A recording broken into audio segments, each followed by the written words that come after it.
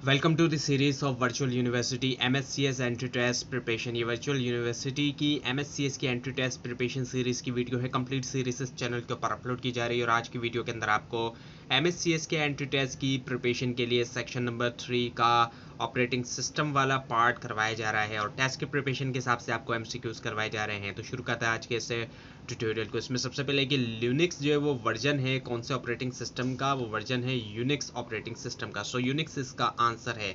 उसके बाद देखिए dash command gives a snapshot of the current processes. कौन सी कमांड जो इनमें से देती है स्नैपशॉट करंट प्रोसेसेस के, वो है PS कमांड। उसके बाद ये कि प्रोसेस जो होता है स्विचिंग फ्रॉम वन प्रोसेस, एक प्रोसेस से दूसरे तक जाने का, उसको हम क्या कहते हैं, वो कहलाया जाता है कॉन्टेक्स्ट स्विचिंग। और उसके बाद ये कि जो सिमाफोर जो कि सबब बनता है बिजी वेटिंग का, उसके लिए टर्म यूज़ की जाती है स्पिन लॉक की। और उसके बाद ये जो एग्जीक्यूशन होती है क्रिटिकल सेक्शन की, must not be mutually exclusive. वो म्यूचुअली एक्सक्लूसिव लाजमी तौर पर नहीं होना चाहिए, बात जो है वो गलत है। और उसके बाद ये एक प्रोग्राम जो एग्जीक्यूशन के अंदर वो कहलाया जाता है, इनमें से क्या, वो कहलाया जाता है प्रोसेस। उसके बाद ये जो बॉटम लेयर होती है लेयर्ड अप्रोच के अंदर ऑपरेटिंग सिस्टम की, वो इनमें से क्या है, वो हार्डवेयर है। और उसके बाद ये कि जो हार्डवेयर मैकेनिज्म जो कि एनेबल करता है एक डिवाइस को कि नोटिफाई करे CPU, वो कहलाया जाता है एक इंटरप्ट। और उसके बाद ये कि डैश सिस्टम जो है सस्पेंड, वो कॉल करता है सस्पेंड करना, कॉलिंग प्रोसेस, वो है wait is the answer here. उसके बाद ये स्केड्यूलर जो है वो सिलेक्ट करता है प्रोसेस जो है जॉब पूल से और उसको रखता है मेन मेमोरी के अंदर, वो होता है long term. So long term scheduler होता है वो। उसके बाद एक डैश जो है वो एक इंटीग्रल वेरिएबल है जो कि अपार्ट फ्रॉम इनिशियलाइजेशन जो एक्सेसिबल होता है सिर्फ दो स्टैंडर्ड एटॉमिक ऑपरेशंस के थ्रू, जो कि है वेट और सिग्नल। तो वो होता है एक सीमाफोर इसका आंसर है। उसके बाद ये कि एक सीमाफोर जो कि सबब बनता है बिजी वेटिंग का, उसके लिए टर्म होती है स्पिन लॉक की टर्म, ये पहले भी रिपीट हुआ है। उसके बाद ये डैश जो है वो खिलाया जाता है स्वैपर भी, वो है मीडियम टर्म स्केजुअलर।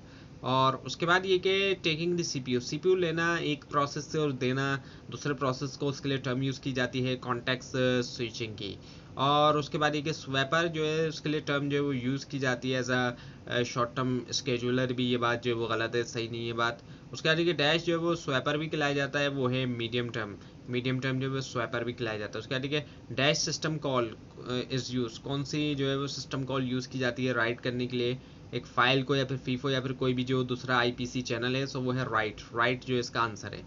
उसके बाद एक ऑपरेटिंग सिस्टम जो है वो लेयर है सॉफ्टवेयर का, डैश और डैश के दरमियान हार्डवेयर और सॉफ्टवेयर एप्लीकेशन, इन दोनों के दरमियान। उसके बाद एक कमांड लाइन इंटरप्रेटर जो है वो खिलाया जाता है, डैश जो है इन सम ऑपरेटिंग सिस्टम में वो खिलाया जाता है, शेल खिलाया जाता है कुछ ऑपरेटिंग सिस्टम है। उसके बाद देखिए IO इंस्ट्रक्शन जो है वो प्रिविलेज इंस्ट्रक्शन है, ये बात जो है वो ट्रू है, ये बात जो है वो ट्रू होती है। उसके बाद देखिए लिनक्स डायरेक्टरी स्ट्रक्चर जो है उसके अंदर there is dash root directory, one root directory होती है। उसके बाद देखिए डैश कम्युनिकेशन के अंदर जो प्रोसेस हम चाहते हैं कि कम्युनिकेट करें दूसरे प्रोसेस से, उसको लाजमी तौर पर एक्सप्लिसिट करना चाहिए नेम जो है रिसिपिएंट और सेंडर दोनों का। सो ये जो है डायरेक्ट कम्युनिकेशन के अंदर होता है। उसके बाद एक जो प्रॉब्लम होती है प्रायोरिटी स्केजुलिंग एल्गोरिथम के साथ, वो है स्टारवेशन की प्रॉब्लम। उसके बाद ये डैश जो है वो प्रॉब्लम होती है, सोल्यूशन है प्रॉब्लम के लिए इनडेफिनेट ब्लॉकेज का, लो प्रायोरिटी प्रोसेसेस का, वो है एजिंग जो है। और उसके बाद ये बैच प्रोग्राम्स यूजुअली तौर पे कौन से प्रोग्राम है, नन आइटरेटिव प्रोग्राम। सो नन आइटरेटिव इसका आंसर है।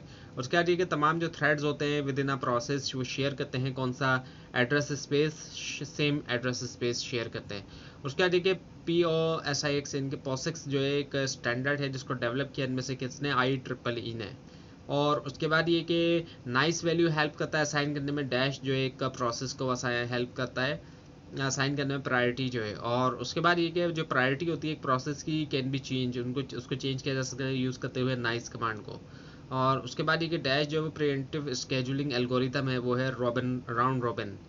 और उसके बाद ये कि डैश स्केजुलिंग एल्गोरिथम कभी कभी कहलाया जाता है shortest remaining time first scheduling algorithm, वो है प्रीएम्प्टिव शॉर्टेस्ट फर्स्ट। और उसके बाद ये round robin algorithm most suitable होता है इनमें से किसके लिए, टाइम शेयरिंग सिस्टम के लिए। और उसके बाद ये जो प्रायोरिटीज़ है प्रोसेसेस की डैश ग्रुप के अंदर फिक्स रहती है, जो है कर्नल ग्रुप के अंदर। और उसके बाद ये डैश जो है वो बेसिस होती है क्यूइंग थ्योरी की, जो कि ब्रांच है मैथमेटिक्स की यूज़ करते हुए एनालाइज किया जाता है सिस्टम जिसमें शामिल है क्यूज एंड सर्वर्स। सो वो है लिटिल्स फार्मूला। उसके बाद ये स्केड्यूलिंग जो डैश की उनको किया जाता है ऑपरेटिंग सिस्टम के ज़रिए, वो है कर्नल थ्रेड्स। और उसके बाद ये कि टेकिंग द सीपीयू लेना वन प्रोसेस से एंड गिविंग द सीपीयू देना सीपीयू दूसरे प्रोसेस को, इसके लिए हम क्या टर्म यूज़ करते हैं, कॉन्टेक्स्ट स्विचिंग। उसके बाद जो प्रोसेस होता है स्विचिंग का वन प्रोसेस टू अनदर, वो खिलाया जाता है कॉन्टेक्स्ट स्विचिंग। और उसके बाद ये कि जो हार्डवेयर मैकेनिज्म जो कि एनेबल करता है डिवाइस को कि वो नोटिफाई करे सीपीयू को, वो खिलाया जाता है इनमें से क्या, इंटरप्ट खिलाया जाता है वो। उसके बाद कि डैश होल्ड्स, डैश जो इनमें से होल्ड करता है smallest legal physical memory address जो एक प्रोसेस का, वो है बेस रजिस्टर। और उसके बाद कि मेन मेमोरी इसमें से क्या है, मेन मेमोरी जो है वो वॉलेटाइल होती है। तो ये थी आज की वीडियो। आपके इस बारे में कोई क्वेश्चन है, खासतौर पर इसमें कोई मिस्टेक दिखाई दे ज़रूर हाईलाइट कीजिए। और इस पूरी सीरीज़ को देखने के लिए और टेस्ट के प्रिपरेशन के लिए इस चैनल को सब्सक्राइब कीजिए, बेल आइकन के ऊपर क्लिक कीजिए। Thanks for watching this video and best of luck for your test.